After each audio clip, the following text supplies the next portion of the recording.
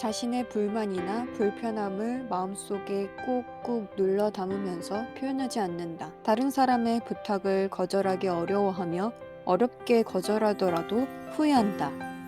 다른 사람을 더 중요하게 여기고 정작 가장 잘해야 하는 나 자신에게는 찬밥 신세다. 쉽게 상처를 받으며 동시에 오래 간다. 자신을 잘 믿지 않는다.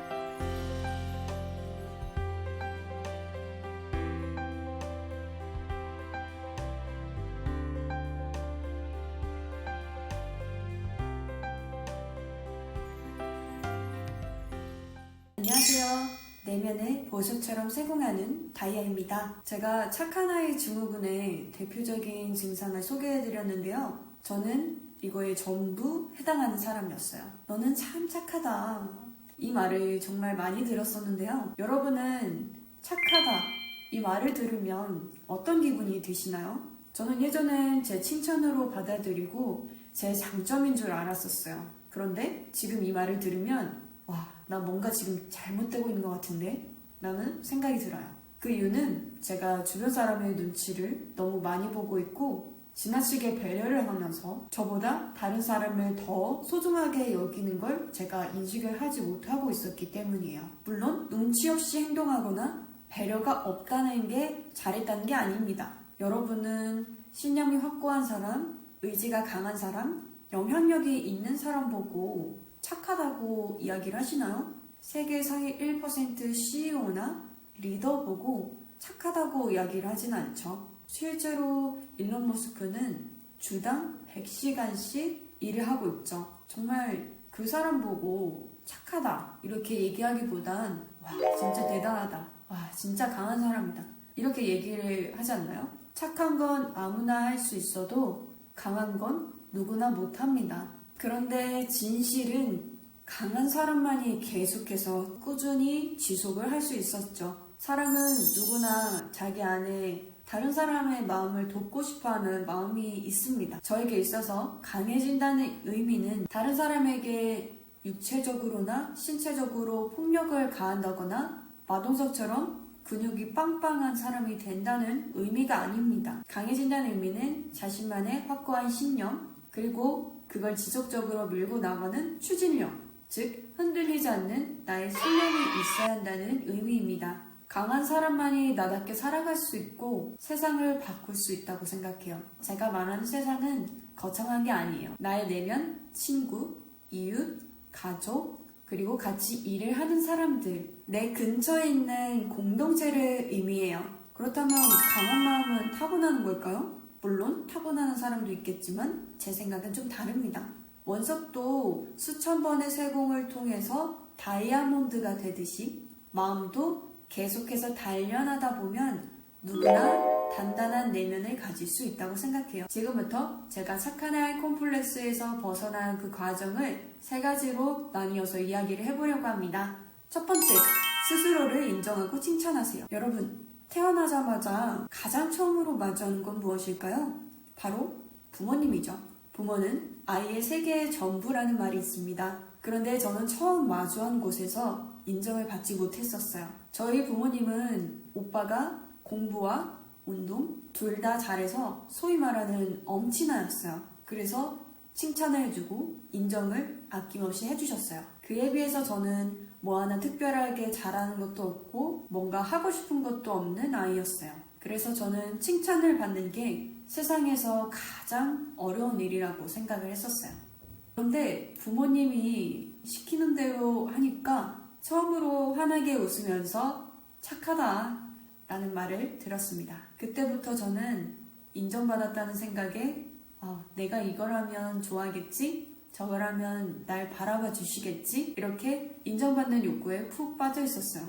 부모님에게 저의 장점을 물어본 적이 있었습니다. 제 장점이 뭐예요? 물어봤는데 너는 말 잘 듣고 착한 거? 이게 전부였어요. 그런데 문제는 이게 20살을 넘어서 사회생활까지도 이어졌다는 겁니다. 다른 사람한테 보여지는 저의 착한 이미지가 너무 중요해서 감정과 에너지의 대부분을 타인에게 쏟았습니다. 상대의 기분을 살피고 상대가 만족하는 걸 바라보면서 저는 그걸 만족하면서 지냈었어요. 그런데 어느 날 거울을 봤는데 눈은 웃고 있고 입꼬리 근육이 마비된 것처럼 덜덜 떨리고 있는 이상한 모습을 보게 됐습니다. 제가 착하다라는 말을 듣기 위해서 너무 무리해서 제 스스로를 괴롭히고 있었던 거죠. 그래서 저는 그때부터 어디 털어놓을 데가 없으니 일기를 적기 시작했어요. 처음에는 시원하게 직장 상사 욕도 하고요.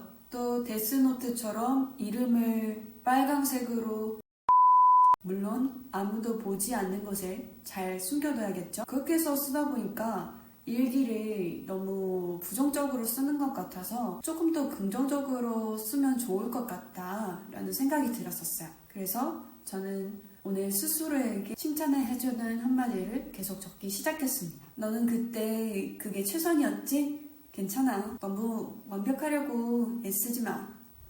안 된다면 잠시 내려두고 쉬어가자. 너는 지금 너만의 속도로 차근차근 잘 나아가고 있어. 너는 배울 수 있는 걸 잘 배우면서 잘 가고 있어. 이러한 기록들이 쌓여서 저는 제 마음을 알아주고 단단하게 만들 수 있었어요. 과거의 나와 현재의 내가 만나 대화를 한다는 경험은 정말 소중한 경험입니다. 내면에 잘하지 못하고 있던 어린아이가 몸을 웅크리고 있다가 칭찬을 받으면서 성장을 하는 게 느껴졌어요. 처음에는 많이 어색했지만 오늘 하루 잘 보낸 것에 대해서 스스로를 알아차리고 이야기를 했습니다. 이건 다른 누구도 아닌 나 자신만이 제일 잘 알아요. 다른 사람에 맞췄던 시선을 저에게 맞춰 돌리면서 제가 너무 소중해지더라고요. 아무도 이만큼 오기까지 내가 얼마나 노력을 했는지 몰라요. 그래서 자기 마음을 잘 알아줘야 한다고 생각해요. 완벽하지 않아도 괜찮아. 실수할 수도 있지. 실수를 통해서 배우는 게 또 있을 거야. 오늘 많이 힘들었지? 고생했어. 여러분은 지금까지 스스로에게 칭찬하는 시간이 하루에 몇 분 정도 되시나요? 저는 여러분이 하루에 5분이라도 다른 사람보다 자기 자신에 대해서 알아주고 스스로를 인정해 주셨으면 좋겠습니다. 왜냐하면 여러분은 태어난 것 그 자체가 존재의 증명이 되니까요. 더 이상 부모님에게 끊임없이 인정받으려고 노력하지 않아도 됩니다. 내가 나 스스로에게 인정해주고 칭찬해주면 되니까요. 여러분은 현재 지금 이 순간 살아 숨쉬는 것만으로도 가치 있고 빛이 나는 사람입니다. 그리고 두 번째, 눈치를 지나치게 많이 보는 습관에서 벗어나기. 혹시 오늘 내가 말 실수한 거 있나? 피곤하지만 오늘 과장님이 부탁한 일은 다 끝내야지. 날 싫어하면 어떡해?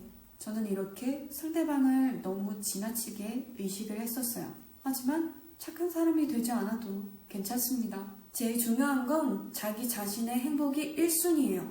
거절하지 못해서 퇴근하고 나서도 일이 계속 쌓이고 스트레스도 쌓이고 내가 이렇게 하면 이 사람이 불편하지 않을까? 나 이기적으로 보지 않을까? 이제 그만 눈치 보세요. 착한 아이 콤플렉스를 가진 사람은 거절을 잘 못하기 때문에 모든 부탁을 다 들어주려고 합니다. 가장 가까운 사람, 매일 마주치는 사람일수록 거절하기 더 힘들어하죠. 그런데 거절하지 못할수록 스스로가 계속 불행해지고 있어요. 저는 실제로 사회초년생 때 거절에 대한 두려움, 눈치 보는 습관 때문에 4년 동안 회사에서 모든 일을 다 도맡아서 했습니다. 회계 업무였지만 비서일도 하고 재고를 관리하고 인사도 관리하고 한마디로 일당백이었죠. 심지어는 사장님이 사무실에서 담배를 피신다고 매일 아침에 담배 재떨이를 제가 갖다 드렸었어요. 저는 비흡연자인데 말이죠. 처음 하는 사회생활이니까 기준이 없고 거절도 잘 못하니까 나중에는 모든 직원들의 쓰레기통까지 비워주고 있었어요. 제가 처음에 입사하자마자 직장 상사가 저한테 이렇게 얘기했습니다. 아싸, 나 이제 커피 안 타도 되지? 네가 다 해야 된다. 이런 건 막내가 해야지. 이것까지 내가 해야 돼? 이 뭔 개소리야! 제가 일을 하러 온 건지 커피를 타러 온 건지 청소를 하러 온 건지 모르겠더라고요. 손님이 오시는 날이면 커피잔 설거지 당첨입니다. 그런데 일이 많으니까 퇴근하고 나서 설거지를 하고 갔었어요. 그렇게 계속해서 하니까 스트레스가 쌓이고 불면증이 찾아오더라고요. 몸은 피곤한데 잠은 안 오고 이불킥을 맨날 했어요. 그때 한마디 해주는 건데 왜 말을 못해 바보야 하고요. 여러분은 스스로를 너무 낮추지 않으셨으면 좋겠습니다. 지나치게 타인을 배려하다 보면 그걸 이용하려는 사람이 귀신같이 나타나서 바로 옆에 붙어있을 수도 있거든요. 남이 먼저 편한 게 아니라 내가 먼저 편하고 그 다음에 남이 편해야 됩니다. 내 마음을 먼저 편하게 만드는 게 가장 중요하다고 생각해요. 다른 사람의 눈치를 먼저 보지 말고 내 마음에 있는 눈치를 먼저 보셨으면 좋겠습니다. 나는 어떨 때 가장 웃고 있는지, 어떨 때 가장 편안한지 이걸 먼저 생각해 보셨으면 좋겠어요. 아마 지금까지 제 영상을 보신 분이라면 이미 그럴 준비가 충분히 되어 있는 분이라고 생각합니다. 세 번째, 거절하는 거에 용기를 내기. 혹시 상대방이 제안하는 거나 부탁하는 거에 대해서 거절하는 게 어려우신가요? 저도 거절이 제일 어려운 사람이었지만 하나의 방법을 터득했습니다. 제가 회사를 이직하고 나서 입사 초기에 적응하기 어려운 업무와 너무 바쁜 일로 전화가 계속해서 끊임없이 왔었어요. 그런데 제가 사무실 전화를 받는 10분 동안 개인 핸드폰으로 부장님의 전화를 10통을 넘게 하셨더라고요. 그래서 저는 사무실 전화를 끊자마자 바로 전화를 드렸습니다. 근데 제 고막이 터질 뻔했어요. 야, 전화를 물에 빠뜨렸냐? 왜 이렇게 늦게 받아? 급해 죽겠는데 내 거부터 먼저 처리해줘야 되는 거 아니야? 저는 이 말을 듣자마자 심장이 두근두근하고 날카로운 말투에 코끝이 찡해지는 걸 느껴졌어요. 그런데 침착하고 상황을 봤을 때 제가 꼭 해도 되는 일이 아니었습니다. 사무실에 있는 누구라도 할 수 있는 기본적인 업무였죠. 그렇게 해서 분리를 하면서 생각을 하니까 제가 어떻게 말할지 정해졌어요. 부장님, 전화를 늦게 받은 점은 제가 업무량이 많아서 보지를 못했습니다. 아직 미흡한 점이 많아서 적응하고 있습니다. 시간을 주시면 최선을 다해서 적응해보겠습니다. 만약 정말 급하실 경우 저보다 다른 분에게 부탁을 하시면 조금 더 일 처리를 수월하게 진행하실 수 있을 거예요. 이렇게 말했더니 부장님은 탐탁지는 않았지만 수긍을 하면서 그래, 내가 성격이 급해서 그랬어. 지금 당장 내가 사무실을 갈 수 없으니까 다른 사람에게 부탁하던가 해야겠다 하고 자연스럽게 넘어갔어요. 거절하는 말 한마디가 세상에서 제일 어렵고 내뱉기 어려웠지만 이렇게 작은 용기를 내서 스스로를 지켜나갈 수 있었어요. 나중엔 오히려 부장님이 제가 바쁘다는 것을 인식하고 저에게 무슨 부탁을 하기 전에 많이 바쁘니? 먼저 물어보셨어요. 거절을 해야 된다면 상대방을 존중하는 표현을 담아서 이야기를 하면 됩니다. 정말 중요한 부탁이 아니라면 이미 다른 사람에게 부탁하러 갔을 거예요. 왜냐하면 부탁하는 사람이 가장 급하거든요. 혹시 거절해서 사이가 나빠질 게 걱정되세요? 거절해서 나빠질 거면 그냥 거기에서 끝날 관계입니다. 여러분이 소중한 인연을 맺고 있는 사람들과 더 의미 있는 시간을 보내면 돼요. 그리고 퇴사하면 부장님은 그냥 동네 아저씨입니다. 여러분이 안 맞는 사람과 만난 건 잠깐 교차로에서 만났다고 생각하시면 좋아요. 십자 모양의 길에서 나는 직진으로 가고 그 사람은 그 갈 길을 계속 가고 그리고 다시는 만날 일이 없습니다. 그냥 예전에 그런 사람이 있었나 보다 하고 희미하게 기억을 떠올리는 정도예요. 자, 지금까지 제가 착한 아이에서 벗어날 수 있었던 과정을 3가지로 나뉘어서 이야기를 해드렸었는데요. 첫 번째, 하루 5분이라도 나를 인정하고 칭찬하는 시간을 가지기. 두 번째, 다른 사람의 눈치보다 나의 마음을 먼저 눈치채기. 그리고 세 번째, 거절하는 것에 용기를 내기. 이렇게 해서 저는 스스로에 대한 믿음을 쌓고 용기를 키워나가고 자신감이 생기면서 저를 더 아끼고 좋아하게 되었어요. 그리고 더 이상 착한 사람이기보다 싫은 건 싫다.